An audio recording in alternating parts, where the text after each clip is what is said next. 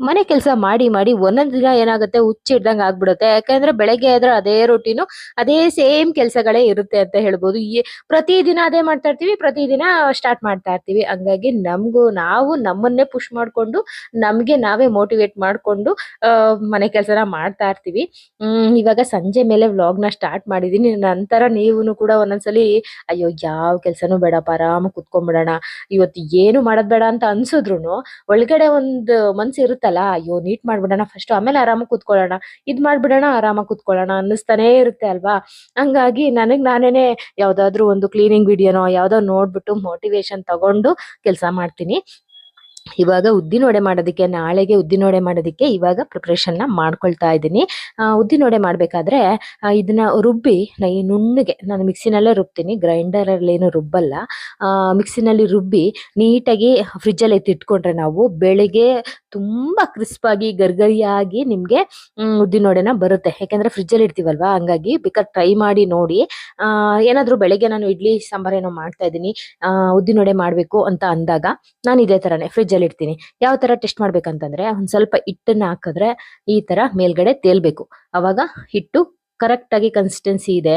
ಯಾವುದೇ ರೀತಿ ನೀವು ಮೈದಾ ಅಥವಾ ಅಕ್ಕಿ ಹಿಟ್ಟು ಏನು ಹಾಕೋ ಅವಶ್ಯಕತೆ ಇಲ್ಲ ಅಂತ ಅರ್ಥ ಆಯ್ತಾ. ನೋಡಿ ಹೆಂಗ್ ತೇಲ್ತಾ ಇದೆ, ಸ್ವಲ್ಪ ನೀರ್ ಜಾಸ್ತಿ ಮಾಡ್ಕೊಂಡ್ ಬಂದೆ, ಹಂಗಾಗಿ ಈ ತರ ತೇಲ್ತಾ ಇದ್ರೆ ತುಂಬಾ ಚೆನ್ನಾಗಿ ಬರುತ್ತೆ. ಇವಾಗ್ಲೂ ಹಾಕ್ಬೋದು. ನಾನು ಬೆಳಗ್ಗೆಗೆ ನೈಟ್ ಅಷ್ಟು ನಾನು ಎಣ್ಣೆಲಿ ಕರ್ದಿರೋ ಪದಾರ್ಥಗಳನ್ನ ಮಾಡಲ್ಲ. ಹಂಗಾಗಿ ಸ್ವಲ್ಪ ಕೊತ್ತಂಬರಿ ಸೊಪ್ಪು, ಆಮೇಲೆ ಕ್ಯಾರೆಟು, ತೆಂಗಿನಕಾಯಿ ತುರಿ ಅದನ್ನೆಲ್ಲ ಹಾಕಿದ್ರೆ ತುಂಬಾ ಚೆನ್ನಾಗಿರುತ್ತೆ ಆಯ್ತಾ. ಇವಾಗ ಇದನ್ನ ರುಬ್ಬಿ ಫ್ರಿಜ್ ಅಲ್ಲಿ ಎತ್ತಿಟ್ಬಿಟ್ಟು ಕಿಚನ್ ಎಲ್ಲ ಕ್ಲೀನ್ ಮಾಡ್ಬೇಕು. ಆಮೇಲೆ ಸಂಜೆ ನೈಟ್ ಅಂತಂದ್ರೆ ನಾನು ಸ್ವಲ್ಪ ಬಾದಾಮಿ ಎಲ್ಲ ನೆನೆ ಹಾಕ್ತೀನಿ. ಆಮೇಲೆ ಸೋಂಪು, ಧನಿಯಾ ಕಾಳು ಇದೆಲ್ಲ ನೆನೆ ಹಾಕ್ಬೇಕಲ್ವಾ, ಹಂಗಾಗಿ ಕೆಲ್ಸಗಳನ್ನ ಮಾಡ್ಕೊಳ್ತಾ ಇದ್ದೀನಿ. ಇವಾಗ ಬೆಳಿಗ್ಗೆ ನೋಡಿ ಈ ತರ ಹಂಗೆ ಏನು ಕಲ್ಸಿರ್ಲಿಲ್ಲ ನಾನು, ಕೊತ್ತಂಬರಿ ಸೊಪ್ಪು ಹಾಕ್ಬಿಟ್ಟು ಹಿಂಗೆ ಬಿಟ್ಟಿದ್ದೆ. ಇವಾಗ ಕ್ಯಾರೆಟ್ ಹಾಕೊಳ್ತಾ ಇದ್ದೀನಿ, ಸ್ವಲ್ಪ ತೆಂಗಿನಕಾಯಿ ತುರಿ ಅಲ್ಲ ಅದು ಚಾಪ್ ಮಾಡ್ಕೊಂಡಿದ್ದೀನಿ, ಸಣ್ಣ ಸಣ್ಣ ಪೀಸ್ ತರ ಚಾಪ್ ಮಾಡ್ಕೊಂಡು ಅದಕ್ಕೆ ಸ್ವಲ್ಪ ಮೆಣಸು, ಜೀರಿಗೆ, ಉಪ್ಪು, ಸ್ವಲ್ಪ ಏನು ಶುಂಠಿನ ತುರಿದು ಹಾಕೊಂಡ್ರೆ ತುಂಬಾ ಚೆನ್ನಾಗಿರುತ್ತೆ. ಹಂಗಾಗಿ ಅದೆಲ್ಲ ಹಾಕೊಂಡು ಚೆನ್ನಾಗಿ ಮಿಕ್ಸ್ ಕೊಟ್ಬಿಟ್ಟು ಯಾವುದೇ ರೀತಿ ಹಿಟ್ಟನ್ನ ಹಾಕೋ ಅವಶ್ಯಕತೆ ಇಲ್ಲ. ಮೆಣಸನ್ನ ಸ್ವಲ್ಪ ಕುಟ್ಟಿ ಪುಡಿ ಮಾಡಿ ಹಾಕೊಂಡ್ರೆ ಮಧ್ಯ ಆ ಮೆಣಸಿಂದು ಸಿಗುತ್ತಲ್ಲ ಘಮ, ತುಂಬಾ ಚೆನ್ನಾಗಿರುತ್ತೆ. ಮೆಣಸಿನ ಪುಡಿ ಹಾಕಿದ್ರೆ ಅಷ್ಟು ಚೆನ್ನಾಗಿರಲ್ಲ, ಕುಟಾಣಿಲಿ ಕುಟ್ಟಿ ಹಾಕಿದ್ರೆ ತುಂಬಾ ಚೆನ್ನಾಗಿರುತ್ತೆ. ಹಂಗಾಗಿ ಹಾಕೊಂಡು ಕಾಯಿ ತುರಿನ ಹಾಕೊಂಡು ಚೆನ್ನಾಗಿ ಮಿಕ್ಸ್ ಮಾಡ್ಕೊಂಡು ಇದಕ್ಕೆ ಫ್ರಿಜ್ ಅಲ್ಲಿ ಇಟ್ಟಿರೋದ್ರಿಂದ ಇನ್ನು ಸ್ವಲ್ಪ ಗಟ್ಟಿಯಾಗಿರುತ್ತೆ. ಹಂಗಾಗಿ ಕಡಲೆ ಹಿಟ್ಟು, ಅಕ್ಕಿ ಹಿಟ್ಟು ಯಾವುದು ಬಳಸಬೇಡಿ, ಹಂಗೆ ಮಾಡಿ ಸೂಪರ್ ಆಗಿರುತ್ತೆ. ಇವಾಗ ರುಚಿಗೆ ತಕ್ಕಷ್ಟು ಉಪ್ಪು ಹಾಕೊಂಡು ಚೆನ್ನಾಗಿ ಮಿಕ್ಸ್ ಮಾಡ್ಕೊಂಡು ಇಡ್ಲಿ ಜೊತೆಗೆ ಇದನ್ನ ಮಾಡ್ಕೊಂಡ್ರೆ ತುಂಬಾ ಚೆನ್ನಾಗಿರುತ್ತೆ. ಎಷ್ಟೊಂದು ರೆಸಿಪಿ ಇದೆ. ಆಮೇಲೆ ನೀವೆಲ್ಲ ಕೇಳ್ತಿದ್ರಿ ಕೂದಲಿಗೆ ಜೆಲ್ಲು ಅಂತ ಅಂದ್ರಲ್ವಾ, ಅದನ್ನ ತೋರಿಸಿ ಅಂತ ಹೇಳ್ಬಿಟ್ಟು, ಆ ಜೆಲ್ ಏನಿಲ್ಲ, ಅಗಸೆ ಬೀಜ ಬರುತ್ತಲ್ಲ ಅಂದ್ರೆ ಫ್ಲಾಕ್ಸ್ ಸೀಡ್ಸ್ ಬರುತ್ತಲ್ಲ, ಅದನ್ನ ಚೆನ್ನಾಗಿ ಕುದಿಸ್ಕೋಬೇಕು. ಕುದಿಸಿ ಒಂಥರ ಜೆಲ್ ತರ ಬರುತ್ತೆ. ಇಮಿಡಿಯೇಟ್ ನಾವು ಸೋಸ್ಕೋಬೇಕು. ಟೀ ಎಲ್ಲ ಸೋಸ್ತೀವಲ್ಲ ಆ ತರ ಸೋದಿಸ್ಕೊಂಡ್ರೆ ತುಂಬಾ ಚೆನ್ನಾಗಿ ಜೆಲ್ಲು ಕೆಳಗಡೆ ಇಳಿಯುತ್ತೆ. ಇಲ್ಲ ಅಂತಂದ್ರೆ ಒಂದು 2 ನಿಮಿಷ ಬಿಟ್ವಿ ಅಂತಂದ್ರೆ ಜೆಲ್ ಎಲ್ಲ ಹಂಗೇನೆ ಅದ್ರ ಜೊತೆ ಬೀಜನೂ ಸೇರ್ಕೊಂಡು ಕೆಳಗಡೆ ಅಂದ್ರೆ ಸ್ಟ್ರೈನ್ ಆಗೋದೇ ಇಲ್ಲ ಅದು. ಹಂಗಾಗಿ ನೋಡ್ಕೊಂಡು ಮಾಡ್ಕೋಬೇಕಾಗುತ್ತೆ. ಬನ್ನಿ ಅದನ್ನು ಕೂಡ ತೋರಿಸ್ತೀನಿ. ಇವಾಗ ಚೆನ್ನಾಗಿ ಮಿಕ್ಸ್ ಮಾಡ್ಕೊಂಡಿದ್ದೀನಿ, ರೆಡಿ ಆಯ್ತು ಇದು. ಇವಾಗ ಎಣ್ಣೆಗೆ ಹಾಕೋಣ. ಇವಾಗ ಎಣ್ಣೆನ ಕಾಯೋದಕ್ಕೆ ಇಟ್ಕೊಂಡಿದ್ದೀನಿ. ನಾನು ಗಾಣದಿಂದ ತರ್ತೀನಲ್ಲ ಅದೇ ಎಣ್ಣೆನ ಇಲ್ಲಿ ಬಳಸ್ಕೊಂಡಿದ್ದೀನಿ. ಇದನ್ನ ಯಾವುದೇ ಕವರ್ ಮೇಲೆ ಏನು ತಟ್ಟೋ ಅವಶ್ಯಕತೆ ಇಲ್ಲ. ನಿಮ್ ಕೈನ ಸ್ವಲ್ಪ ಒದ್ದೆ ಮಾಡ್ಕೊಂಡು ಈ ತರ ನೀಟಾಗಿ ಒಂದ್ ಸ್ವಲ್ಪ ಒಡೆ ಎಲ್ಲ ಮಾಡ್ತೀವಿ ನೋಡಿ, ಒಡೆ ಮಾಡೋದು ಒಡೆ ತರ ಅಷ್ಟು ತೆಳ್ಳಗ್ ಮಾಡಕ್ ಹೋಗ್ಬಿಡಿ, ಸ್ವಲ್ಪ ಮಂದಕ್ಕೆ ಇರ್ಲಿ. ಈ ತರ ಮಾಡ್ಕೊಂಡು ಮಧ್ಯದಲ್ಲಿ ಒಂದು ಹೋಲ್ ಮಾಡಿ ಹಾಕೋದಷ್ಟೇನೆ. ತುಂಬಾ ಚೆನ್ನಾಗಿ ಬರುತ್ತೆ, ತುಂಬಾ ಕ್ರಿಸ್ಪ್ ಆಗಿದೆ. ಆಮೇಲೆ ಯಾವುದೇ ರೀತಿ ಕೈಗೆ ನಿಮ್ಗೆ ಗಂಟಲ್ಲ ಆಯ್ತಾ. ನೋಡಿ ಈ ತರ ತಗೊಂಡು ಈ ತರ ಸ್ವಲ್ಪ ನೀರ್ ಮಾಡ್ಕೊಂಡು ಈ ತರ ಹಾಕಿ ಒಂದು ಹೋಲ್ ಮಾಡಿ ಎಣ್ಣೆನಲ್ಲಿ ಬಿಡೋದು. ಎಣ್ಣೆನಲ್ಲಿ ಬಿಡ್ಬೇಕಾದ್ರೆ ಹುಷಾರಾಗಿ ಇದ್ ಮಾಡಿ, ಯಾಕೆಂದ್ರೆ ಎಣ್ಣೆ ಕಾದಿರುತ್ತಲ್ವಾ, ಹಂಗಾಗಿ ತುಂಬಾ ಚೆನ್ನಾಗಿ ಬರುತ್ತೆ. ನೋಡ್ತಾ ಇದ್ದೀರಾ ಅಲ್ವಾ, ಈ ತರ ಹೋಲ್ ಮಾಡೋದು, ಈ ತರ ನೀಟಾಗಿ ಎಣ್ಣೆನಲ್ಲಿ ಬಿಟ್ಕೊಳ್ಳೋದು ಅಷ್ಟೇನೆ. ಸ್ಪೇಸ್ ಇಲ್ಲ ಹಂಗೂನು ನೀವು ತೋರ್ಸೋದಕ್ಕೆ ಅಂತ ಅನ್ಬಿಟ್ಟು ಎಣ್ಣೆನಲ್ಲಿ ಇದ್ ಮಾಡಿದೀನಿ. ಈ ತರ ಗರ್ಗರಿಯಾಗಿ ಮೀಡಿಯಂ ಅಲ್ಲಿ ಇಟ್ಕೊಳ್ಳಿ. ಹೈ ಫ್ಲೇಮ್ ಅಲ್ಲಿ ಇಟ್ರೆ ಮೇಲ್ಗಡೆ ಎಲ್ಲ ಸೀದೋದಂಗ ಆಗುತ್ತೆ. ಹಂಗಾಗಿ ಮೀಡಿಯಂ ಅಲ್ಲಿ ಇಟ್ಕೊಂಡು ನೀಟಾಗಿ ಒಂದ್ 2 ರಿಂದ 3 ನಿಮಿಷಗಳ ಕಾಲ ಎಣ್ಣೆನಲ್ಲಿ ಕರಿಯೋದ್ರಿಂದ ಕ್ರಿಸ್ಪ್ ಆಗಿರೋಂತ ತುಂಬಾ ಗೋಲ್ಡನ್ ಬ್ರೌನ್ ಇರೋಂತ ನಿಮ್ಗೆ ಹೋಟ್ಲಲ್ಲಿ ಸಿಗುತ್ತಲ್ಲ ಅದಕ್ಕಿಂತಾನೂ ರುಚಿಯಾಗಿ ಸಿಗುತ್ತೆ ಈ ಉದ್ದಿನವಡೆ ಅಂತ ಹೇಳ್ಬೋದು. ಈ ಚಳಿಗಾಲದಲ್ಲಿ ಒಮ್ಮೆ ಮಾಡಿ ನೋಡಿ, ಸಕ್ಕತ್ತಾಗಿರುತ್ತೆ. ಮೊಸರೊಡೆ ಕೂಡ ಮಾಡ್ಕೊಳ್ಬಹುದು. ನಾನು ನಮ್ಮನೇಲಿ ಚಿತ್ರಾನ್ನ ಅಥವಾ ಏನಾದ್ರು ಮಾಡಿದಾಗ ಇಷ್ಟ ಆಗುತ್ತೆ ಮನೇಲಿ. ನೈಟ್ ಏನಾದ್ರು ಸಂಜೆ ಸ್ನಾಕ್ಸ್ಗೆ ಅಂತ ಮಾಡಿರ್ತೀನಲ್ವಾ, ಅದನ್ನೇ ಸ್ವಲ್ಪ ಹಿಟ್ಟನ್ನ ಹಂಗೆ ಫ್ರಿಜ್ ಅಲ್ಲಿ ಎತ್ತಿಟ್ಟಿದ್ರೆ ಬೆಳಿಗ್ಗೆ ಇದನ್ನ ಮಾಡ್ತೀನಿ. ಸಖತ್ ಅಂದ್ರೆ ಸಖತ್ತಾಗಿ ಟೇಸ್ಟಿಯಾಗಿ ಬರುತ್ತೆ. ನನ್ನ ಮಕ್ಳಿಗೆ ತುಂಬಾ ಇಷ್ಟ ಆಗುತ್ತೆ. ಹಂಗಾಗಿ ನೋಡಿ ಈ ತರ ಮಾಡ್ಕೊಂಡು ಇವಾಗ ಎತ್ಕೊಳ್ತಾ ಇದ್ದೀನಿ ಎಲ್ಲಾ ವಡೆಗಳನ್ನು. ಆಮೇಲೆ ಇನ್ನೊಂದ್ ಹೇಳೋದ್ ಮರ್ತ್ಬಿಟ್ಟೆ. ಹಿಂಗೇನೆ ವಿಡಿಯೋ ಮಾಡ್ಬೇಕಾದ್ರೆ ಒಂದೊಂದನ್ನ ಮರ್ತೋಗ್ಬಿಡ್ತೀನಿ. ಹಂಗಾಗಿ ಏನು ಅಂತಂದ್ರೆ 5 ಅವರ್ ಆದ್ರೂ ನಾವು ಚೆನ್ನಾಗಿ ನೆನ್ಸಿದ್ರೆ ತುಂಬಾ ಚೆನ್ನಾಗಿ ಮಿಕ್ಸಿನಲ್ಲೇ ರುಬ್ಕೊಳ್ಬೋದು. ನಾವೇನಾದ್ರೂ 1 ಅವರು, 1 1/2 ಅವರ್ ನೆನೆ ಹಾಕ್ತಿವಿ ಅಂತಂದ್ರೆ ಗ್ರೈಂಡರ್ಲಾದ್ರೆ ರುಬ್ಬುತ್ತೆ. ಆದ್ರೆ ಮಿಕ್ಸಿನಲ್ಲಿ ನೀರ್ನ ಕಮ್ಮಿ ಹಾಕ್ತಿವಲ್ವಾ, ಹಂಗಾಗಿ ಚೆನ್ನಾಗ್ ನೆನ್ಕೊಂಡಿದ್ರೆ ತುಂಬಾ ಚೆನ್ನಾಗ್ ಬರುತ್ತೆ. ಈ ತರ ಬೋಂಡ ತರ ಬೇಕಾದ್ರೂ ಮೈಸೂರ್ ಬೋಂಡ ಬರುತ್ತಲ್ಲ, ಆ ತರ ಬೇಕಾದ್ರೂ ನೀವು ಎಣ್ಣೆಗೆ ಹಾಕೊಳ್ಬೋದು. ಈ ತರ ಉದ್ದಿನವಡೆನೆ ಮಾಡ್ಬೇಕಂತ ಏನಿಲ್ಲ. ಈ ತರ ಪುಟ್ ಪುಟ್ಟು ಬೋಂಡಗಳನ್ನ ಕೂಡ ಮಾಡ್ಕೊಳ್ಬೋದು. ಮೇಲ್ಗಡೆ ಕ್ರಿಸ್ಪ್ ಆಗಿ ಒಳಗಡೆ ಸಾಫ್ಟ್ ಆಗಿ ಬರುತ್ತೆ. ಇದಕ್ಕೆ ಚಟ್ನಿ ಮಾಡ್ಕೊಂಡ್ರಂತೂ ತುಂಬಾ ಚೆನ್ನಾಗಿರುತ್ತೆ. ನೋಡಿ ಈ ತರ ಮಾಡ್ಕೊಂಡಿದ್ದೆ ಎರಡೂ ತರನು. ಇವಾಗ ಜೆಲ್ ಮಾಡೋಣ ಅಂತ ಅನ್ಬಿಟ್ಟು ನೋಡ್ದೆ, ಅಗಸೆ ಬೀಜ ಖಾಲಿ ಆಗಿತ್ತು, ಹಂಗಾಗಿ ತಗೊಂಡ್ ಬಂದೆ ಫ್ಲಾಕ್ ಸೀಡ್ಸ್. ಅದನ್ನ ಫಿಲ್ ಮಾಡ್ಕೊಂಡ್ಬಿಡೋಣ ಅಂತ ಅನ್ಬಿಟ್ಟು ಇದೇ ಬೌಲಲ್ಲಿ ನಾನು ಅಗಸೆದು ಅದ್ರ ಫ್ಲಾಕ್ ಸೀಡ್ಸ್ ನ ಹಾಕೊಂಡಿರ್ತೀನಿ. ಹಂಗಾಗಿ ಅದಕ್ಕೆ ರೀಫಿಲ್ ಮಾಡ್ಕೊಂಡು ಇವಾಗ ಆ ಜೆಲ್ನ ಮಾಡೋದು ಹೆಂಗೆ ಅಂತ ತೋರಿಸ್ತೀನಿ. ತುಂಬಾ ಚೆನ್ನಾಗಿ ಶೈನಿಂಗ್ ಬರುತ್ತೆ ಕೂದಲು ಅಂತ ಹೇಳ್ಬೋದು. ಆಮೇಲೆ ಕೂದಲು ಉದ್ರೋದು ಕಮ್ಮಿ ಆಗುತ್ತೆ ಜೆಲ್ ಮಾಡ್ಕೊಳ್ಳೋದನ್ನ ತೋರಿಸ್ತೀನಿ ನಿಮ್ಗೆ. ಇದೇನು ಒಂದ್ 5 ನಿಮಿಷ ಕೆಲಸ ಆಯ್ತಾ. ನೀವೇನಾದ್ರೂ ಅವತ್ತು ಸ್ನಾನ ಮಾಡ್ತೀರಂದ್ರೆ ಅದಕ್ಕಿಂತ ಮುಂಚೆ ಒಂದೆರಡು ಅವರ್ ಮುಂಚೆ ಹಚ್ಕೊಂಡು ಆಮೇಲೆ ಸ್ನಾನ ಮಾಡ್ಬೋದು. ಅದಕ್ಕೇನೆ ಸ್ವಲ್ಪ ಆಯಿಲ್ನ ಮಿಕ್ಸ್ ಮಾಡಿ ಬೇಕಾದ್ರೆ ಹಚ್ಕೊಳ್ಬೋದು. ಅಥವಾ ಒನ್ ಡೇ ಬಿಡ್ತೀವಿ ನಾವು ಕೂದಲಲ್ಲಿ ಎಣ್ಣೆ ಮತ್ತೆ ಈ ಜೆಲ್ನ ಅಂದ್ರೂ ಕೂಡ ನೀವು ಮಾಡ್ಕೊಳ್ಬೋದು. ಒಂದ್ಸಲಿ ಹಚ್ ನೋಡಿ, ತುಂಬಾ ಎಫೆಕ್ಟಿವ್ ಆಗಿರುವಂತ ಹೋಮ್ ರೆಮಿಡಿ ಅಂತ ಹೇಳ್ಬೋದು. ಕೂದಲು ಶೈನಿಂಗು ಅಥವಾ ಫ್ರೀಜಿ ಆಗಿದೆ, ಒಂಥರ ಇದಾಗಿದೆ, ಕೂದಲು ರಫ್ ಆಗಿದೆ ಅಂತಂದ್ರೆ ಇದಂತೂ ಬೆಸ್ಟ್ ಅಂತ ಹೇಳ್ಬೋದು. ಆದ್ರೆ ಈ ಜೆಲ್ ಮಾಡ್ಕೊಳ್ಳೋದು ಸ್ವಲ್ಪ ಗೊತ್ತಾಗೋವರೆಗೂ ಕಷ್ಟ. ಯಾಕೆಂದ್ರೆ ತುಂಬಾ ಕುದಿಸ್ಬಿಟ್ರೆ ಫುಲ್ ಅಂದ್ರೆ ಬಿಸಿ ಇರ್ಬೇಕಾದ್ರೆ ನೀವು ಸೋದಿಸ್ಕೊಂಬಿಡಿ ಆಯ್ತಾ. ಇಲ್ಲ ಅಂತಂದ್ರೆ ಇದಾಗ್ಬಿಡುತ್ತೆ. ಹಂಗಾಗಿ ನಾನು ಇದನ್ನ ನೋಡ್ಕೊಂಡು ಒಂದ್ 5 ನಿಮಿಷಗಳ ಕಾಲ ಕುದಿಸ್ಕೋಬೇಕಾಗತ್ತೆ. ಇಲ್ಲಿ 2 ಸ್ಪೂನ್ ಅಷ್ಟು ನೋಡಿ ಈ ತರ ನೊರೆ ಬರ್ತಾ ಇರ್ಬೇಕು. 2 ಸ್ಪೂನ್ ಅಷ್ಟು ಫ್ಲಾಕ್ ಸೀಡ್ಸ್ ನ ಹಾಕಿದೀನಿ. 1 ಲೋಟದಷ್ಟು, ದೊಡ್ಡ ಲೋಟದಲ್ಲಿ 1 ಲೋಟ ನೀರ್ ಹಾಕಿದೀನಿ. ಈ ತರ ನೊರೆ ತರ ಮೇಲ್ಗಡೆ ಬರ್ತಾ ಇರ್ಬೇಕು ಆಯ್ತಾ. ಹಾಲ್ ಕುದಿಯುತ್ತಲ್ಲ ಆ ತರ ನೊರೆ ತರ ಬರ್ತಾ ಇರ್ಬೇಕು. ಆವಾಗ ಇಮಿಡಿಯೇಟ್ ನಾನು ಅದನ್ನ ಬೇರೆ ಪಾತ್ರೆಗೆ ಶೋಧಿಸ್ಕೊತೀನಿ. ಆಮೇಲೆ ನಾವು ಯಾವ ಎಣ್ಣೆ ಬಳಸ್ತೀವಿ ನೋಡಿ ಕೂದ್ಲಿಗೆ, ಅದನ್ನ ಇಮಿಡಿಯೇಟ್ ನಾವು ಮಿಕ್ಸ್ ಮಾಡಿ ಚೆನ್ನಾಗಿ ಬೀಟ್ ಮಾಡ್ಕೋಬೇಕು. ಇಲ್ಲ ಅಂತಂದ್ರೆ ಎಣ್ಣೆ ಸಪರೇಟ್ ಆಗ್ಬಿಡುತ್ತೆ, ಜೆಲ್ ಸಪರೇಟ್ ಆಗ್ಬಿಡುತ್ತೆ. ಎರಡು ಮಿಕ್ಸ್ ಆಗಲ್ಲ. ತಣ್ಣಗಾದ್ಮೇಲೆ ನಿಮ್ಗೆ ಬಿಸಿ ಇರ್ಬೇಕಾದ್ರೇನೆ ನೀವು ಮಿಕ್ಸ್ ಮಾಡ್ಕೋಬೇಕು ಆಯ್ತಾ. ಇವಾಗ ನೋಡಿ ಈ ತರ ಒಂದು ಟೀ ಎಲ್ಲ ಸೋಸ್ತೀವಲ್ಲ ಅದಕ್ಕೆ ತಗೊಂಡು ಈ ತರ ಜೆಲ್ನ ನೋಡಿ ಸಪರೇಟ್ ಮಾಡ್ಕೊಂಡ್ಬಿಟ್ಟೆ. ಇವಾಗಾದ್ರೆ ನೀಟಾಗಿ ಬರ್ತಾ ಇದೆ. ನೀವ್ ಇನ್ನೊಂದ್ ಸ್ವಲ್ಪ ಕುದಿಸಿದ್ರಿ ಅಂದ್ರೆ ಖಂಡಿತವಾಗ್ಲೂ ನೀಟಾಗಿ ಬರಲ್ಲ, ಅದು ಕಚ್ಕೊಂಡ್ಬಿಡುತ್ತೆ ಹಂಗೇನೆ. ಇವಾಗ ಆಯ್ತಲ್ವಾ. ಇವಾಗ ಏನ್ ಮಾಡ್ತೀನಿ, ನಾನು ಯಾವ ಎಣ್ಣೆ ಬಳಸ್ತೀನಿ ನೋಡಿ, ಕೊಬ್ಬರಿ ಎಣ್ಣೆ ಬಳಸೋದು ನಾನು. ಹಂಗಾಗಿ ಕೊಬ್ಬರಿ ಎಣ್ಣೆನ ಇದಕ್ಕೆ ಮಿಕ್ಸ್ ಮಾಡಿ ಒಂದ್ ಸ್ಪೂನ್ ತಗೊಂಡು ಚೆನ್ನಾಗಿ ಬೀಟ್ ಮಾಡ್ಕೊಳ್ತೀನಿ. ನೋಡಿ ನನ್ಗೆ ಎಷ್ಟು ಬೇಕೋ ಅಷ್ಟು ಹಾಕೊಳ್ತಾ ಇದೀನಿ. 1-2 ಅವರ್ ಬಿಟ್ಟು ಆಮೇಲೆ ತಲೆಗೆ ಸ್ನಾನ ಮಾಡಿದ್ರೆ ತುಂಬಾ ಚೆನ್ನಾಗಿ ಕೂದಲು ಶೈನಿಂಗ್ ಬರುತ್ತೆ. ಜೊತೆಗೆ ಹೇರ್ ಫಾಲ್ ಕೂಡ ಕಮ್ಮಿ ಆಗುತ್ತೆ. ಇದು ತಣ್ಣಗಾಗೋದಕ್ಕೆ ಒಂದು 15 ನಿಮಿಷ, ಒಂದು 10 ನಿಮಿಷ, 10ರಿಂದ 15 ನಿಮಿಷ ಬೇಕಲ್ವಾ. ಅಷ್ಟರಲ್ಲಿ ಮಾವಿನಕಾಯ್ದು ಚಿತ್ರಾನ್ನ ಮಾಡ್ಕೊಂಡ್ಬಿಡೋಣ. ಇದು ಲಾಸ್ಟ್ ಮಾವಿನಕಾಯಲ್ಲಿ ಮಾಡ್ತಿರೋಂತ ಚಿತ್ರಾನ್ನ ಅಂತ ಹೇಳ್ಬೋದು. ಹಂಗಾಗಿ ಮನೆಗೆ ತಂದಿದ್ವಲ್ವಾ ಮಾವಿನಕಾಯಿ, ಅದೆಲ್ಲ ಖಾಲಿ ಆಯ್ತು. ಇನ್ನೇನ್ ತರಲ್ಲ ನಾವು ಈ ಸಲ.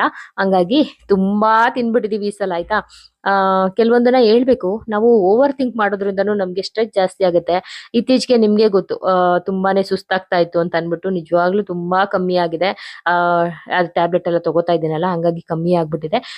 ಮುಂಚಿನ ತರ ನಾನು ಕಂಟಿನ್ಯೂಸ್ ಆಗಿ ಏನ್ ಕೆಲಸ ಮಾಡಲ್ಲ, ಅಲ್ಲಲ್ಲಿ ರೆಸ್ಟ್ ತಗೋತೀನಿ. ಯಾಕೆ ಅಂತಂದ್ರೆ ಅದು ಬೇಕು, ನಮ್ಗೆ ಬೇಕು ಅಂತ ಅನ್ಸುತ್ತೆ ರೆಸ್ಟ್.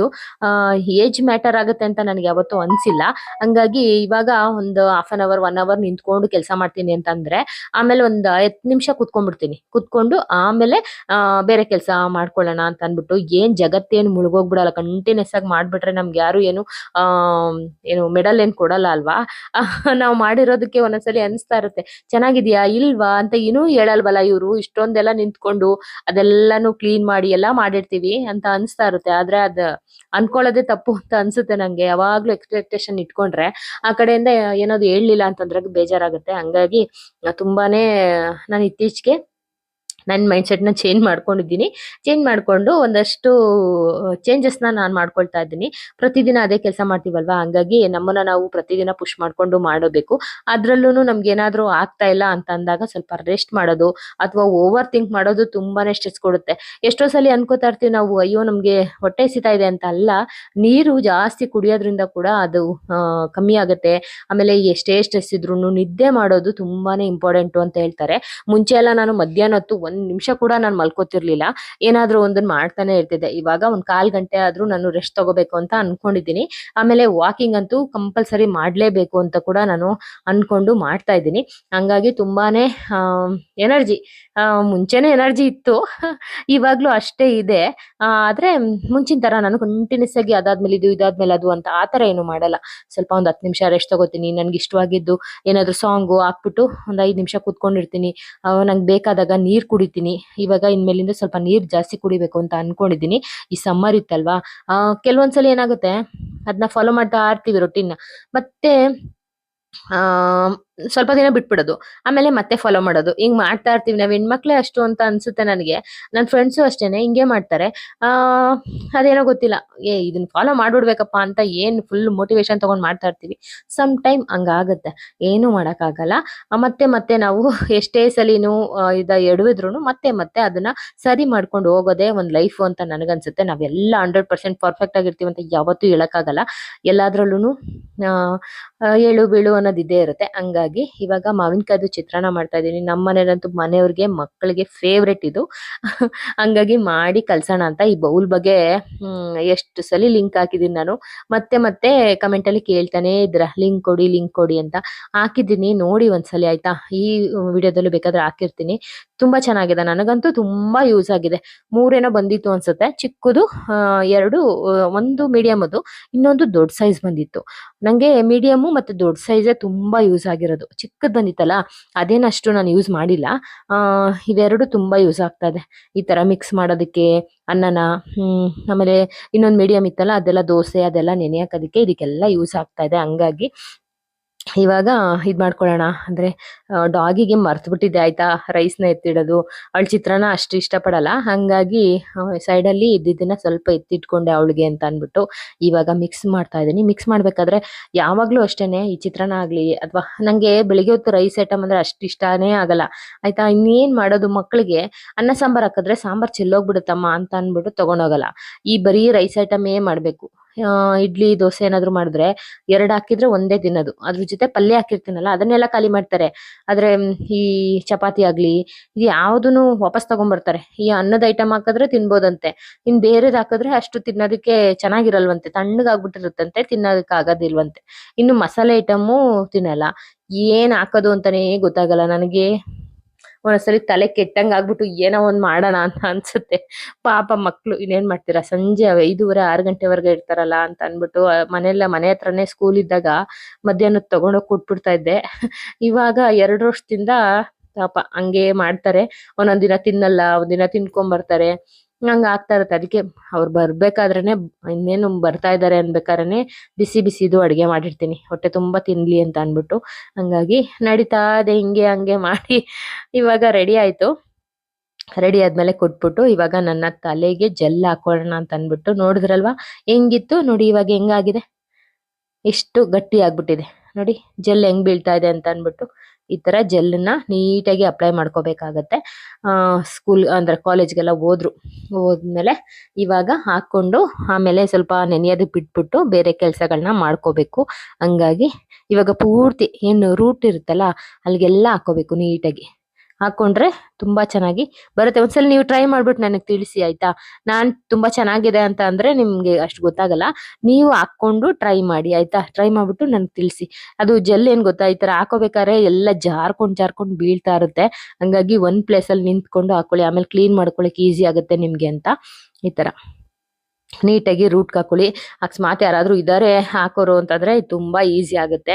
ಅದು ಜಾರಿ ಬೀಳ್ತಾ ಇತ್ತಾ, ಆಮೇಲೆ ಸರಿ ಅಂತ ಅನ್ಬಿಟ್ಟು ಎಲ್ಲ ಹಾಕೊಂಡೆ ನಿಮ್ಗೆ ತೋರ್ಸೋಣ ಅಂತ ಅನ್ಬಿಟ್ಟು ಸ್ವಲ್ಪ ಉಳ್ದಿತ್ತು, ಅದನ್ನ ಫೇಸ್ಗೆ ಹಚ್ಕೊಳ್ಳಿ. ಯಾಕೆಂದ್ರೆ ಅದರಲ್ಲಿ ಅಗಸೆ ಬೀಜ ಜೆಲ್ಲು ತುಂಬಾನೇ ಒಳ್ಳೇದು ನಮ್ಮ ಫೇಸ್ಗೆ. ಅದ್ರ ಜೊತೆಗೆ ಕೊಬ್ಬರಿ ಎಣ್ಣೆ ಹಾಕಿರೋದು ಇನ್ನೂ ಒಳ್ಳೇದು ಆಯ್ತಾ. ಈ ತರ ಹಚ್ಕೊಂಡು ನೀಟಾಗಿ ಕತ್ತು ಮತ್ತೆ ಫೇಸು ಎಲ್ಲ ಮಸಾಜ್ ಮಾಡ್ಕೊಳ್ಳಿ. ಕೈ ಕಾಲ್ಗೂ ಕೂಡ ನೀವು ಮಸಾಜ್ ಮಾಡ್ಕೊಂಡು ಒಂದ್ 2 ಅವರ್ ಬಿಟ್ಬಿಡಿ. ನಿಮ್ಗೆ ಏನ್ ಬೇರೆ ಕೆಲಸ ಇತ್ತು ಅಂದ್ರೆ ಅದನ್ನ ಮಾಡ್ಕೊಂಡು ಶಾಂಪೂ ಹಾಕಿ ನೀವು ವಾಶ್ ಮಾಡ್ಬೋದು. ಶಾಂಪೂ ಹಾಕ್ತಾನೆ ಏನಿಲ್ಲ, ಶಾಂಪೂ ಹಾಕಿ ವಾಶ್ ಮಾಡ್ಕೊಳ್ಳಿ, ತುಂಬಾ ಚೆನ್ನಾಗಿರುತ್ತೆ. ಒಂದ್ಸಲಿ ಟ್ರೈ ಮಾಡಿ ಓಕೆನಾ. ಅವತ್ತು ನಮ್ಮಮ್ಮ ಬಂದಿದ್ರು ಮಧ್ಯಾಹ್ನ ಮೇಲೆ. ಏನು ಅಂತಂದ್ರೆ ನಮ್ಮಮ್ಮ ಮೇಲ್ಕೋಟೆ ಪುಳಿಯೋಗರೆ ಮಾಡ್ತಾರೆ, ಪುಳಿಯೋಗರೆ ಗೊಜ್ಜನ್ನ ಎಷ್ಟು ಚೆನ್ನಾಗಿರುತ್ತೆ ಅಂದ್ರೆ ಟೆಂಪಲಲ್ಲೆಲ್ಲ ತಿಂತೀವಿ ನೋಡಿ, ಸೇಮ್ ಟು ಸೇಮ್ ಹಂಗೆ ಇರುತ್ತೆ.